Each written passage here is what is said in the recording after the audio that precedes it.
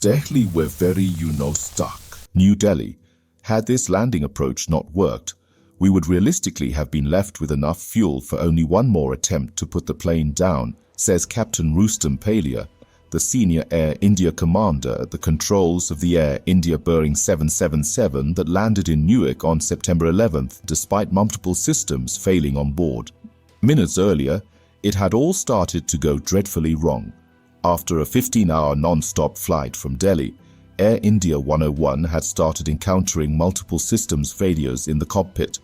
Two of the jet's 3 radio altimeters, crucial in accurately gauging the aircraft's height from the ground, had started failing. The single remaining radio altimeter appeared compromised, says Captain Palia. This resulted in a cascading crisis since the jet's instrument landing system, IOS, which gets crucial data from the radio altimeters, stopped functioning. The IOS helps pilots align the jet with the runway during landing in any weather condition, day and night. None of the instruments which were meant to help us land the plane were operational, says Captain Sushant Singh, the second senior commander on board the 777, along with First Officers Vickers and DS Bharti, both co-pilots. The 4-man crew shares the flying responsibilities through the ultra-long haul flight.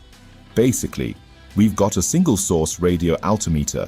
We have a terrain collision and avoidance system failure radioed in Captain Palia to air traffic control in New York. No auto-land, no wind shear systems, no auto-speed brake, and the auxiliary power unit is unserviceable as well, with multiple failures in the cockpit made evident by blaring audio warnings and lights. The pilots on I-101 needed to think quickly.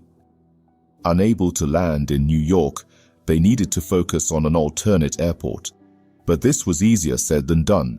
Weather across the region was poor after a 15-hour flight. We came across weather where the cloud base was as low as 200 feet in places, says Captain Sushant Singh. By now, Captain Palia had made up his mind.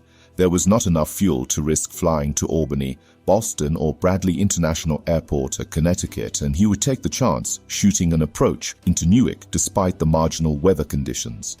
But here again, there were new problems that emerged. In our attempt at landing at Newark, the aircraft appeared to be going out of a stabilized approach because of further deterioration of instrumentation, explains Captain Palia. The VNAV, vertical navigation, mode which we were relying on appeared to malfunction, causing the aircraft to deviate from its approach path. We were too high as we approached Newark. What's more, the pilots had still not spotted the runway at Newark because of the low-hanging clouds. Visibility was 0, says Captain Sushant Singh, but we decided to manually try and get the aircraft back on the correct descent path.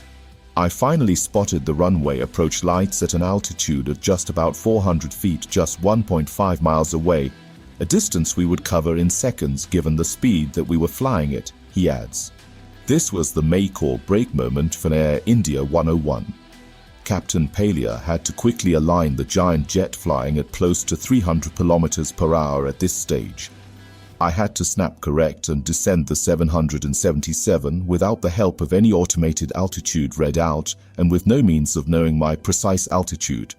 In the end, he managed to safely land the Boeing 777,300 at Newark.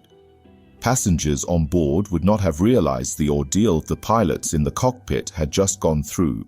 It could, in fact, have been a lot worse.